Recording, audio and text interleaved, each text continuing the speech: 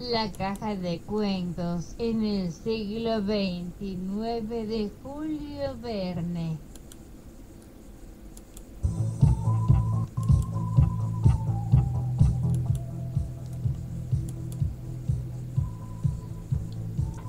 Los hombres de este siglo XXIX viven en medio de un espectáculo de magia continua sin que parezcan darse cuenta de ello. Hastiados de las maravillas, permanecen indiferentes ante lo que el progreso les aporta cada día. Siendo más justos, apreciarían cómo se merecen los refinamientos de nuestra civilización. Si la comparan con el pasado, se darían cuenta del camino recorrido.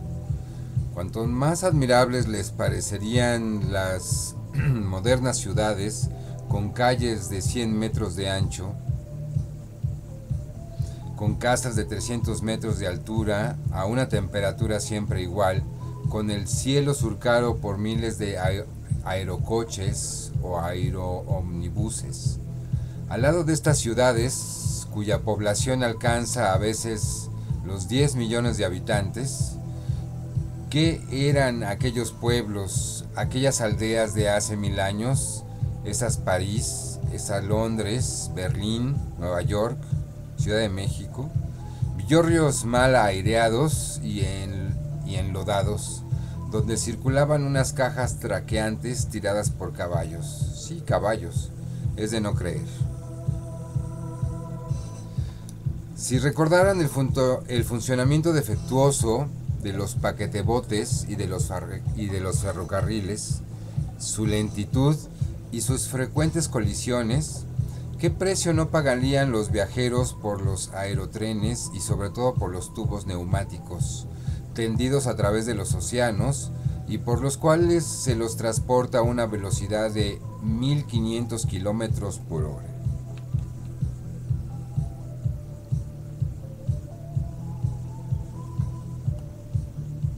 Por último, ¿no se disfrutaría más del teléfono y del telefoto, recordando los antiguos aparatos de Morse y de Hughes, tan ineficientes para la transmisión rápida de sus despachos?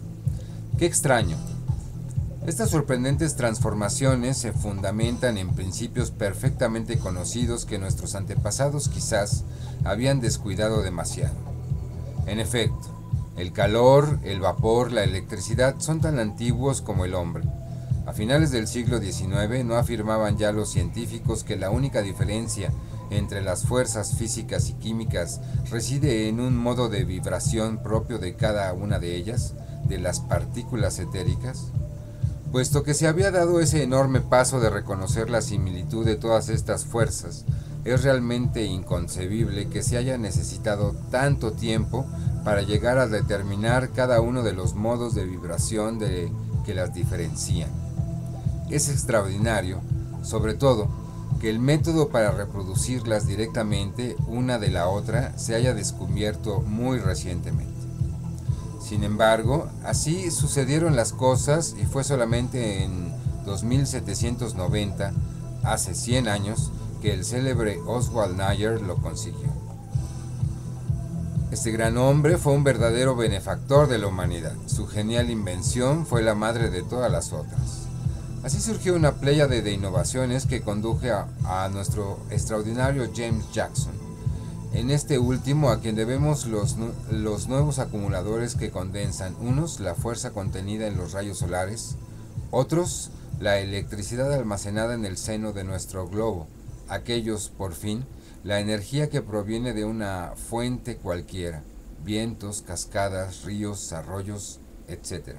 También de él procede el transformador que, extrayendo la energía de los acumuladores bajo la forma de calor, la luz de electricidad de potencia mecánica, la devuelve al espacio después de haber obtenido el trabajo deseado. Sí, es el día en que estos dos instrumentos fueron ideados cuando verdaderamente se origina el progreso. Sus aplicaciones son incalculables. Al intentar los rigores del invierno por la restitución del exceso de los calores estivales, han ayudado eficazmente a la agricultura. Al suministrar la fuerza motriz de los aparatos de navegación aérea, han permitido que el comercio se desarrollara magníficamente. A ellos se debe la producción incesante de electricidad sin pilas ni máquinas, de luz sin combustión ni incandescencia y, por último, de una inagotable fuente de trabajo que ha centuplicado la producción industrial.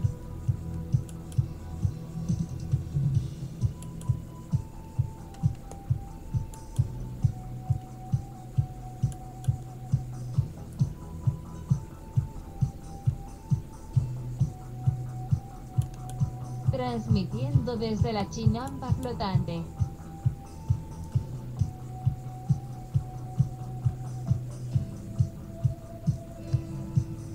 Pues bien, vamos a encontrar al conjunto de estas maravillas en una mansión incomparable, la mansión del Earth Herald, recientemente inaugurada en la avenida 1.006.823 de Centrópolis, la actual capital de los Estados Unidos de las dos Américas.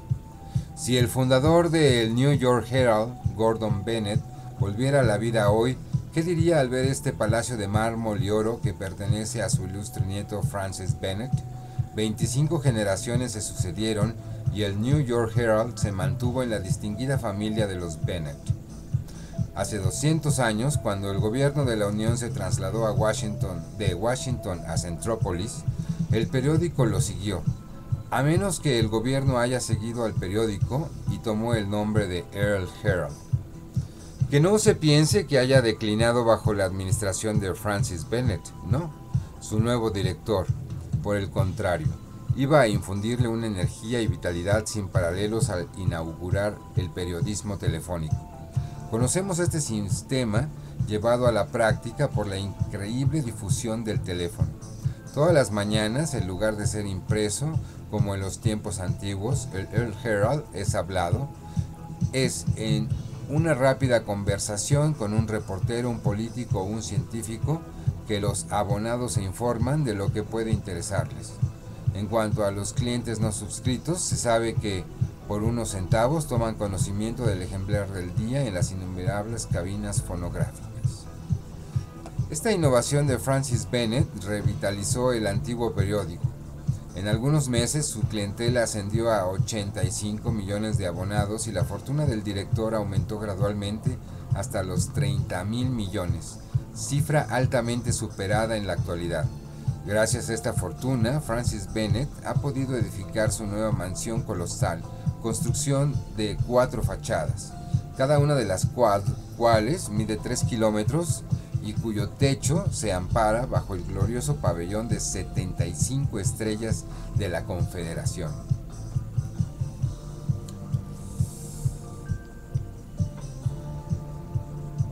Francis Bennett, rey de los periodistas, sería hoy el rey de las dos Américas si los americanos pudiesen alguna vez aceptar la figura de un soberano cualquiera. ¿Usted lo duda?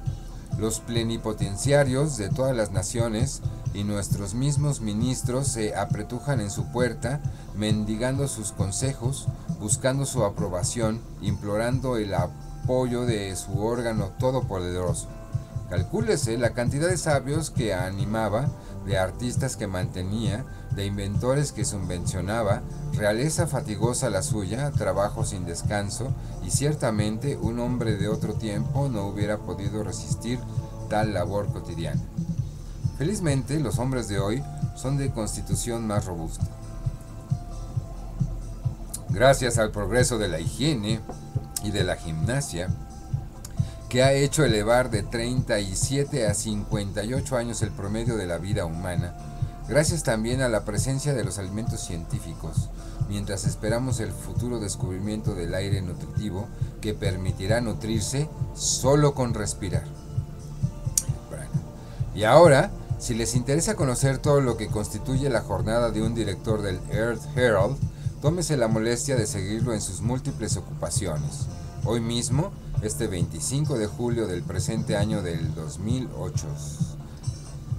1890, Francis Bennett se había despertado aquella mañana de muy mal humor. Hacía 8 días que su esposa estaba en Francia. Se encontraba pues un poco solo, es de creer. Estaban casados desde hacía 10 años y era la primera vez que la señorita Edith Bennett, la profesional beauty, se ausentaba tanto tiempo. Habitualmente 2 o 3 días bastaban en sus frecuentes viajes a Europa y más particularmente a París, donde iba a comprarse sombreros. La primera preocupación de Francis Bennett fue, pues, poner en funcionamiento su fonoteléfono, cuyos hilos iban a dar a la mansión que poseía en los Campos Elíseos. Imagínate, ¿no? Si realmente tuve que llegar a los hilos. El teléfono complementado por un telefoto, una conquista más de nuestra época, si desde hace tantos años se transmite la palabra mediante corrientes eléctricas, es de ayer solamente que se puede transmitir también la imagen. Valioso descubrimiento, a cuyo inventor Francis Bennett no fue el último en agradecer aquella mañana cuando percibió a su mujer reproducida en un espejo telefótico a pesar de la enorme distancia que los separaba. Brevemente diremos que tomamos en cuenta que esta fue escrito en el siglo XIX.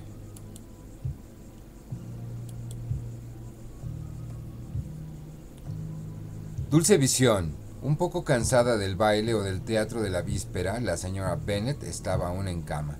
Aunque allá sea casi el mediodía, todavía duerme, su cabeza seductora oculta bajo los encajes de la almohada.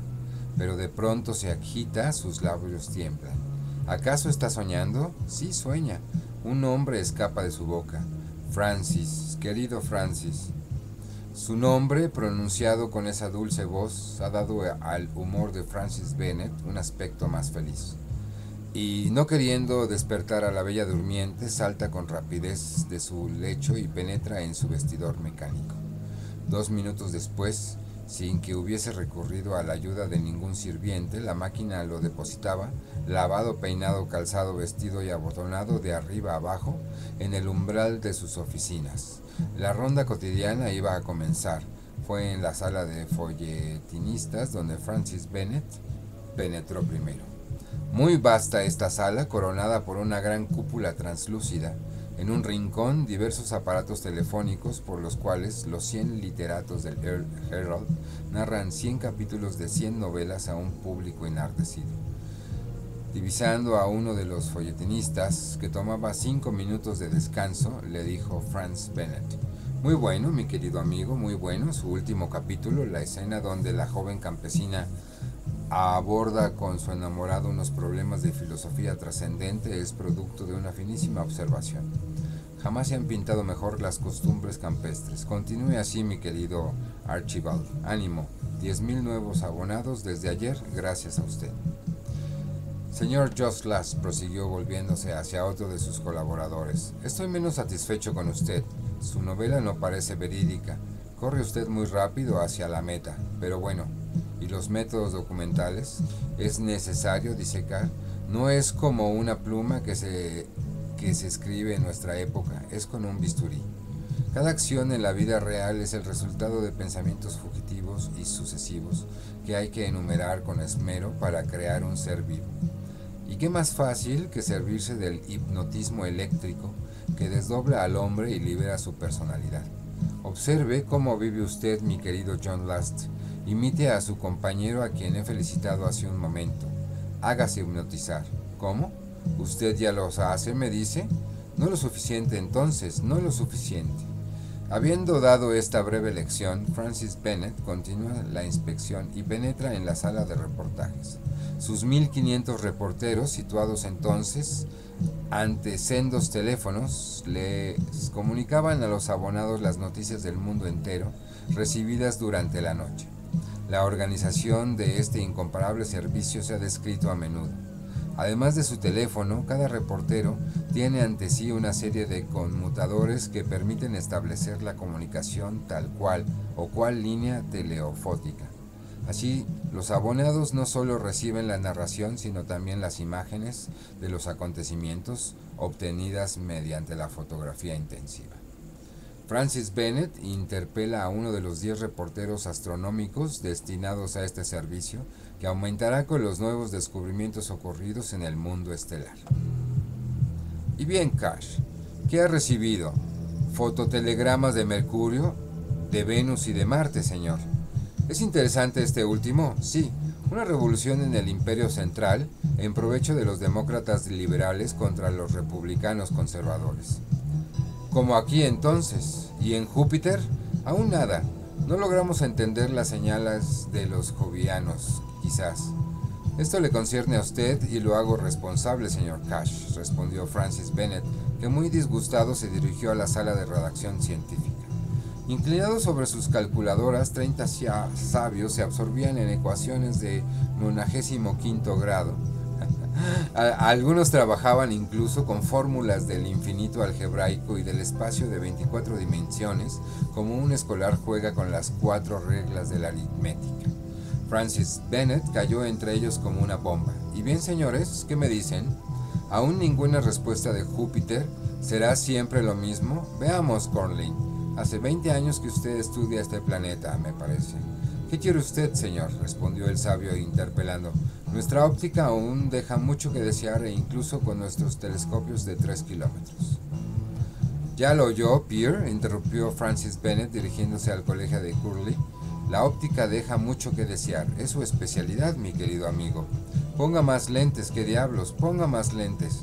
Luego regresó con Corley. Pero a falta de Júpiter, ¿al menos obtenemos resultados con respecto a la Luna? Tampoco, señor Bennett. Esta vez no acusará a la óptica. La Luna está 600 veces más cerca que Marte, con el cual, no obstante, nuestro servicio de correspondencia está establecido con regularidad. No son los telescopios los que faltan, no. Los que faltan son los habitantes, respondió Corley con una fina sonrisa de sabio. ¿Se atreve a afirmar que la Luna está deshabitada? Por lo menos, señor Bennett, en la cara que nos muestra. ¿Quién sabe si del otro lado? Bueno, Corley, hay un medio muy sencillo para cerciorarse de ello. ¿Y cuál es? Dar vuelta a la Luna.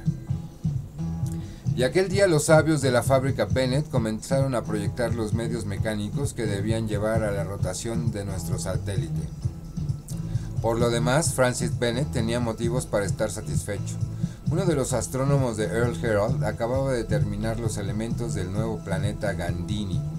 Es a 1700.348.284 kilómetros y medio que este planeta describe su órbita alrededor del Sol, y para realizarla necesita 272 años, 194 días, 12 horas, 43 minutos, 9 segundos y 8 décimas.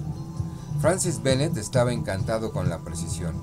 «Bien», exclamó, «apresúrese a informar al servicio de reportajes. Usted sabe con qué pasión sigue el público estas cuestiones astronómicas. Quiero que la noticia aparezca en el número de hoy».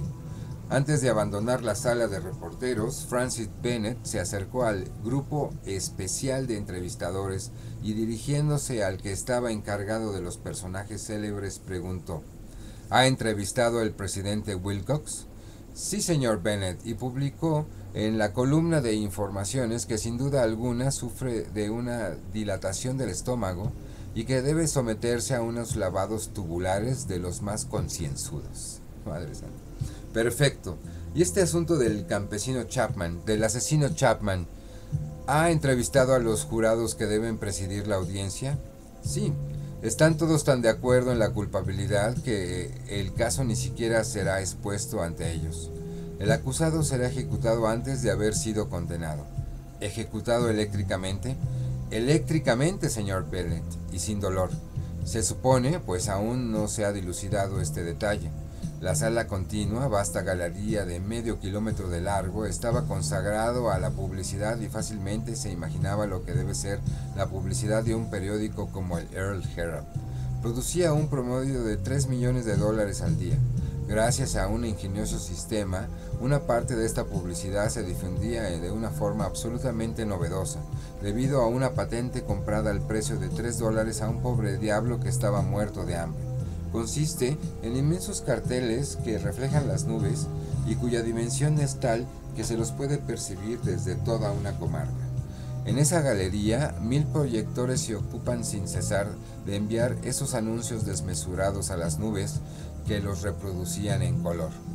Pero aquel día, cuando Francis Bennett entró en la sala de publicidad y vio que los mecánicos estaban de brazos cruzados cerca de los proyectores inactivos, se informa, por toda respuesta le muestran el cielo de un azul puro.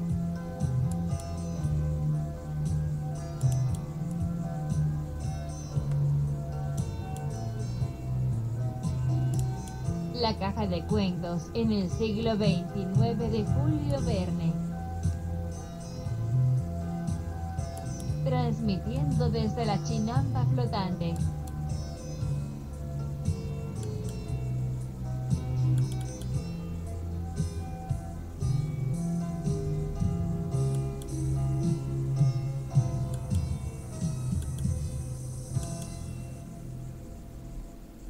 Pero aquel día, cuando Francis Bennett entró en la sala de publicidad, vio que los mecanismos estaban de brazos cruzados cerca de los proyectores inactivos. Se informa, por toda respuesta, le muestran el cielo de un azul puro. Sí, buen tiempo, murmura, y la publicidad aérea no es posible. ¿Qué hacer? Si no se tratase más que de lluvia, podríamos producirla. Pero no es lluvia, sino nubes lo que necesitamos. Sí, hermosas nubes muy blancas, respondió el mecánico jefe. Suena como al Harp, ¿no? Bueno, señor Samuel Mark, se dirigirá usted a la redacción científica, servicio meteorológico. Les dirá de mi parte que se pongan a trabajar en el asunto de las nubes artificiales. Verdaderamente no podemos quedarnos así a merced del buen tiempo. Tras haber acabado la inspección de las diversas divisiones del periódico, Francis Bennett pasó al salón de recepción donde lo esperaban los embajadores y ministros plenipotenciarios, acreditados ante el gobierno americano. Estos caballeros venían a buscar los consejos del todopoderoso director. En el momento en que Francis Bennett entraba en el salón, estaban discutiendo con cierta animación. Que su excelencia me perdone, decía el embajador de Francia al embajador de Rusia, pero para mí no hay nada que cambiar en el mapa de Europa. El norte para los eslavos sea, pero el sur para los latinos. Nuestra frontera común del Rin me parece excelente. Por otra parte, sépalo bien, mi gobierno resistirá cualquier maniobra que se haga contra nuestras prefecturas de Roma, Madrid o Viena. Bien dicho, dijo Francis Bennett, interviniendo en el debate. ¿Acaso, señor embajador de Rusia, no está satisfecho con su vasto imperio, que desde las orillas del Rin se extiende hasta las fronteras de China? Un imperio cuyo inmenso litoral baña el océano glacial, el Atlántico, el Mar Negro, el Bósforo y el Océano Índico. Además, ¿para qué las amenazas? ¿Es posible la guerra con las invenciones modernas? Esos obuses asfixiantes que se envían a cientos de kilómetros, esas centellas eléctricas de 20 leguas de largo que pueden aniquilar de un solo golpe un ejército entero, esos proyectiles que se cargan con microbios de la peste, del cólera, de la fiebre amarilla y que destruirán toda una nación en algunas horas. Ya lo sabemos, señor Bennett, respondió el embajador de Rusia, pero ¿podemos hacer lo que queremos? Empujados nosotros mismos por los chinos en nuestra frontera oriental, debemos intentar, cueste lo que costare, alguna acción hacia el oeste. No es lo correcto, señor, replicó Francis Bennett con un tono protector. Bueno, como la proliferación china es un peligro para el mundo, presionaremos sobre los hijos del cielo. Tendrán que imponerles a sus súbditos un máximo de lealtad que no podrán superar bajo pena de muerte. Esto compensará las cosas. Señor cónsul, dijo el director del Earl Herald, dirigiéndose al representante de Inglaterra, ¿qué puedo hacer por usted? Mucho, señor Bennett, respondió este personaje inclinándose con humildad reptiliana. Basta que su periódico consienta iniciar una campaña en nuestro favor. ¿Y con qué propósito? simplemente para protestar contra la anexión de Gran Bretaña por los Estados Unidos. Simplemente, exclamó Francis Bennett, encogiéndose de hombros, una anexión de 150 años de antigüedad, pero los señores ingleses no se resignarán jamás a que por un justo vuelco del destino su país se haya convertido en colonia americana. Es pura locura. ¿Cómo es posible que su gobierno haya creído que yo iniciaría una campaña antipatriota? Pero señor Bennett, la doctrina Monroe es toda América para los americanos. Usted lo sabe, nada más que América, y no, pero Inglaterra es como una de nuestras colonias, señor, una de las mejores, convengo en eso, y no cuente con que consistamos en devolverla. ¿Se rehúsa usted? Me rehúso, y si insiste, procuramos un casus belli, nada más con que la entrevista de uno de nuestros reporteros. Entonces es el fin, murmuró abatido el cónsul. El Reino Unido, Canadá y Nueva Bretaña son de los americanos. Las Indias de los rusos, Australia y Nueva Zelanda son de ellas mismas. De todo lo que una vez fue Inglaterra, ¿qué nos queda? Nada. Nada, señor, respondió Francis Bennett. Les queda Gibraltar, pero eso era de España. Dieron las 12 en ese momento. El director del Earl Herald terminó la audiencia con un ademán. Abandonó el salón, se sentó en un sillón de ruedas y llegó en pocos minutos a su comedor situado a 1 kilómetro de allí, en el extremo de su mansión. La mesa está servida, Francis Bennett ocupa su lugar. Al alcance de su mano está dispuesta una serie de grifos y ante él se redondea el cristal de un fonotelefoto sobre el cual aparece el comedor de su mansión de París. A pesar de la diferencia horaria, el señor y la señora Bennett convienen en tener sus comidas al mismo tiempo. Nada más encantador que almorzar así, frente a frente, a 1000 leguas de distancia, viéndose y hablándose por medio de aparatos fonotelefóticos. Pero en este momento la sala en París está vacía. Edith estará retrasada, se dice Francis Bennett. Oh, la puntualidad de las mujeres. Progresa todo, menos eso. Y haciéndose esta muy justa reflexión, abre uno de los grifos. Con todas las personas acomodadas de nuestra época, Francis Bennett, renunciando a la cocina doméstica, es uno de los abonados de la gran sociedad de alimentación a domicilio. Esta sociedad distribuye mediante una red de tubos neumáticos manjares de toda clase. Este sistema es costoso sin duda, pero la cocina es mejor y tiene las ventajas de suprimir la desesperante raza de los cocineros de ambos sexos. Así que Francis Bennett almuerza solo, no sin pensar y estar terminando su café, cuando la señora Bennett, que volvía a su residencia, apareció en el cristal del telefoto. ¿Y de dónde vienes, mi querida Edith?, preguntó Francis Bennett. Vaya, respondió la señora Bennett, ¿ya has terminado? He llegado tarde. ¿Que de dónde vengo? De mi sombrerero. Este año hay unos sombreros fascinantes. Es más, ya no son sombreros siquiera, son domos, son cúpulas. Estaré un poco olvidadiza. Un poco, querida. Puedes ver que ya he terminado mi almuerzo. Bueno, ve, querido mío, ve a tus ocupaciones, respondió la señora Bennett. Aún tengo que hacerle una visita a mi modista modelador. Este modista es nada menos que el célebre Wormspire, aquel que tan acertadamente proclamó el principio: la mujer no es más que una cuestión de formas. Francis Bennett besó la mejilla de la señora Bennett sobre el cristal del telefoto y se dirigió a la ventana donde esperaba su aerocoche. ¿A dónde va, señor?, preguntó el aerocochero. Veamos. Tengo tiempo, respondió Francis Bennett. Condúzcame a mis fábricas de acumuladores del Niágara. El aerocoche, admirable máquina basada en el principio de lo más pesado que el aire, se lanzó a través del espacio con una velocidad de 600 kilómetros por hora. Bajo sus pies desfilaban las ciudades y sus aceras móviles que transportaban a los peatones a lo largo de las calles, los campos recubiertos de una inmensa telaraña, la red de hilos eléctricos. En media hora, Francis Bennett había llegado a su fábrica del Niágara, en la cual, después de haber utilizado la fuerza de las cataratas para producir energía, la vende o la alquila a los consumidores. Luego de finalizar su visita, volvió por Filadelfia, Boston y de Nueva York a Centrópolis, donde su aerocoche lo dejó a las 5 de la tarde. Había una muchedumbre en la sala de espera del Earl Herald. Acechaban el regreso de Francis Bennett para la audiencia diaria que concedía a los solicitantes. Eran inventores que mendigaban fondos, empresarios que proponían negocios, todos dignos de ser atendidos. Tras escuchar las diferentes propuestas, había que elegir, rechazar las malas y examinar las dudosas, aceptar tal vez las buenas. Francis Bennett despachó rápidamente a los que no aportaban más que ideas inútiles o impracticables.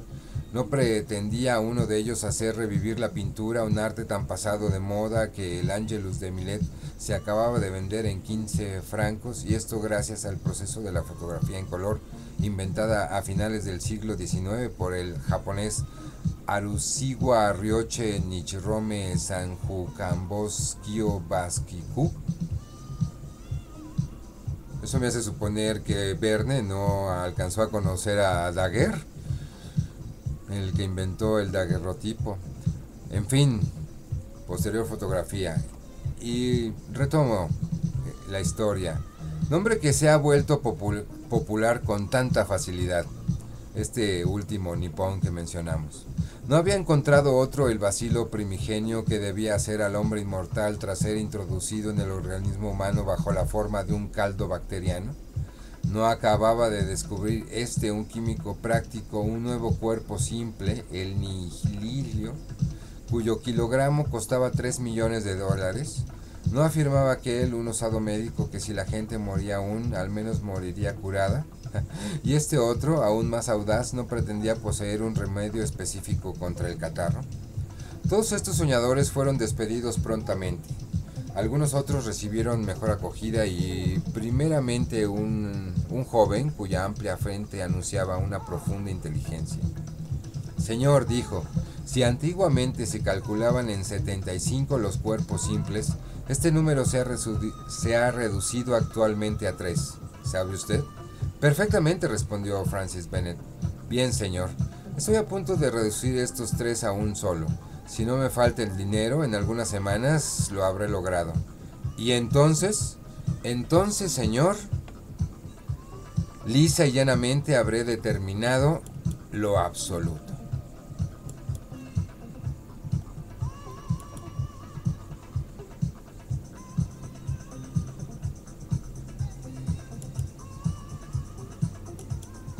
Desde la chinampa flotante. Tenemos espectadores. Saludos. Saludos allá en los matorrales.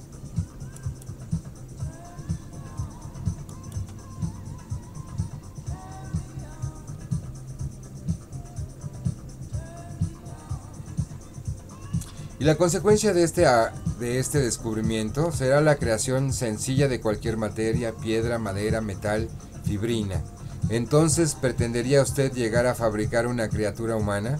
Absolutamente. Solo le faltará el alma. ¿Cómo no?, respondió irónicamente Francis Bennett, que, sin embargo, incorporó al joven químico a la redacción científica del periódico.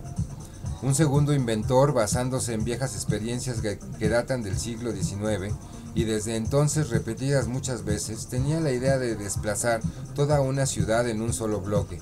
Se trataba concretamente de la ciudad de Staff, situada a unas 15 millas del mar, la cual se transformaría en estación balnearia tras haber sido llevada sobre rieles hasta el litoral, de donde resultaría un enorme beneficio para los terrenos edificados y por edificar. Francis Bennett, seducido por este proyecto, consistió en ir a medias en el negocio. ¿Sabe, señor?, le dijo un tercer postulante, que gracias a nuestros acumuladores y transformadores solares y terrestres hemos logrado uniformar las estaciones, transformamos en calor una parte de la energía de que disponemos y enviamos este calor a las regiones polares, donde fundirán los hielos. No, hombre, imagínate, ¿no? Sí, elevaría el nivel del mar. Déjeme sus planos, respondió Francis Bennett, y vuelva en una semana.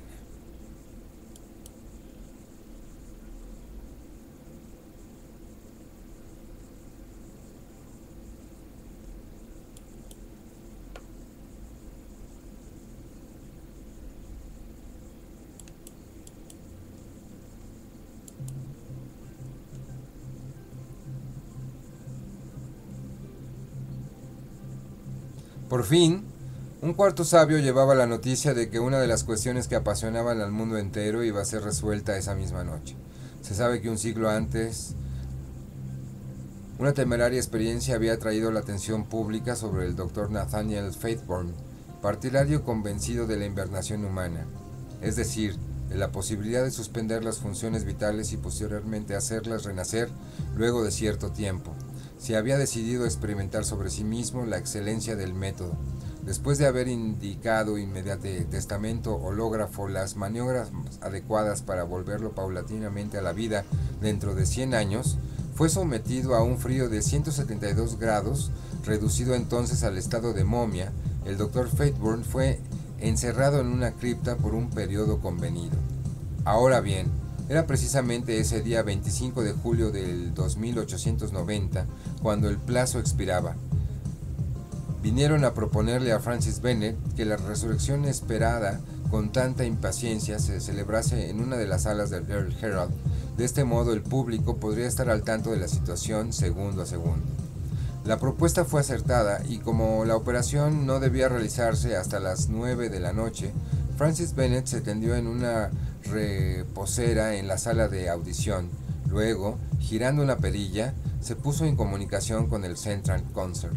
Después de una jornada tan ocupada, qué delicia encontró en las obras de los mejores músicos de la época, basadas en una sucesión de sabias fórmulas armónico-algebraicas.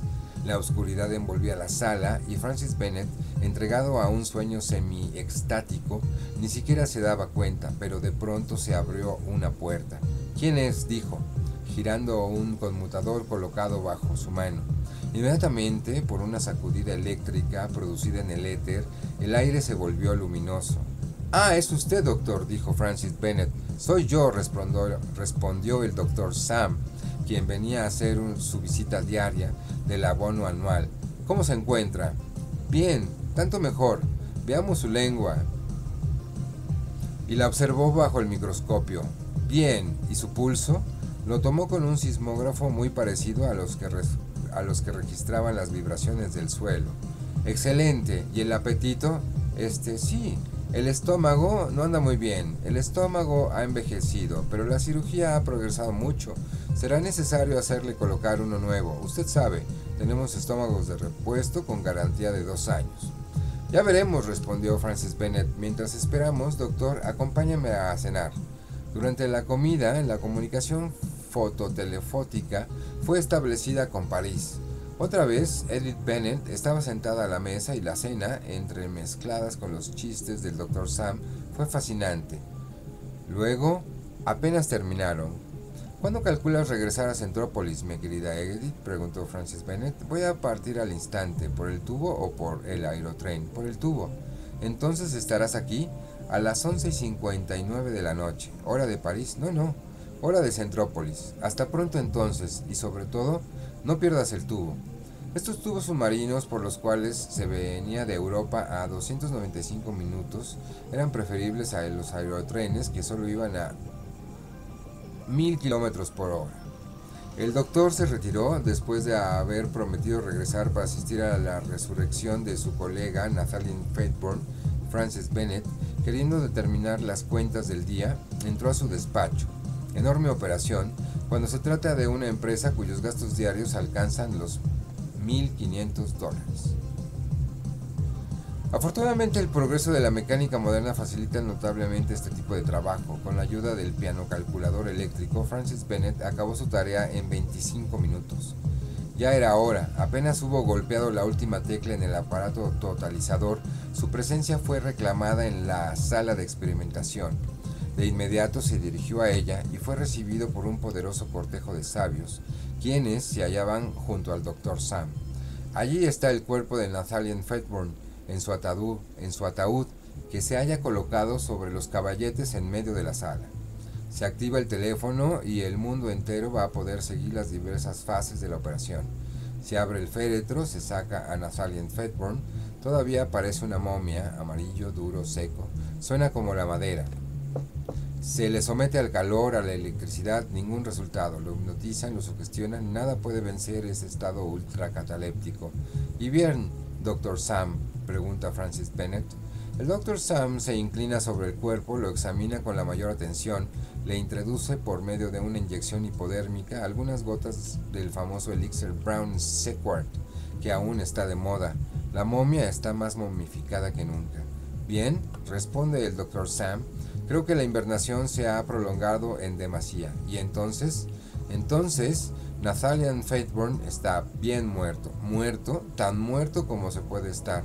¿Puede decir desde cuándo? ¿Desde cuándo? Respondió el Dr. Sam, desde el momento en que ha tenido la nefasta idea de hacerse congelar por amor a la ciencia. Vamos, dijo Francis Bennett, he aquí un método que necesita ser perfeccionado. Perfeccionado es la palabra, respondió el Dr. Sam, mientras la Comisión Científica de Invernación se llevaba su fúnebre paquete. Francis Bennett, seguido por el Dr. Sam, volvió a su habitación y, como parecía muy fatigado después de una jornada tan atareada, el médico le aconsejó tomar un baño antes de acostarse. Tiene razón, Doc. Así me respondé. Completamente, señor Bennett. Y si lo desea, voy a ordenar al salir. No es necesario, doctor. Hay siempre un baño preparado en la mansión y ni siquiera tengo que molestarme en ir a tomarlo fuera de mi habitación. Mire, con solo tocar este botón, la bañera va a ponerse en movimiento y la verá presentarse ella sola con el agua a la temperatura de 37 grados. Francis Bennett acababa de presionar el botón, un ruido sordo brotaba, crecía, se intensificaba, luego se abrió una de las puertas y apareció la bañera deslizándose eléctricamente sobre sus rieles. ¡Cielos! Mientras el Dr. Sam se cubría la cara, unos gritos de pudor y espanto se escapan de la bañera. Habiendo llegado hacia media hora a la mansión por el tubo transoceánico, la señora Bennett estaba dentro. Al día siguiente, 26 de junio del 2890, el director del Herald volvía a comenzar su ronda de 20 kilómetros a través de sus oficinas y a la noche, cuando operó su totalizador, estimó los beneficios de aquella jornada en $250,000, 150 más que la víspera. Qué buena ocupación la de periodista a finales del siglo XXIX.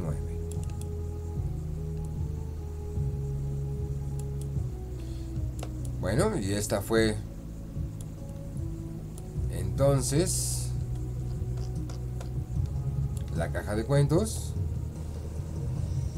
con esta creación de Julio Verne en el siglo XXIX, la jornada de un periodista norteamericana en el 2889. Recordemos que Verne nació en 1829 y murió en 1905. Así que, pues bueno, como quiera que sea, tenía algún grado de visión. Nos vemos la próxima. Buenas lunas y chao, chao.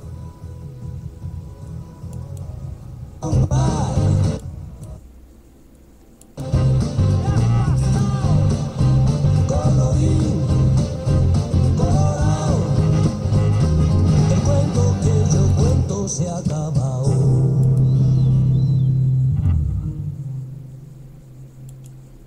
Desde la chinampa flotante.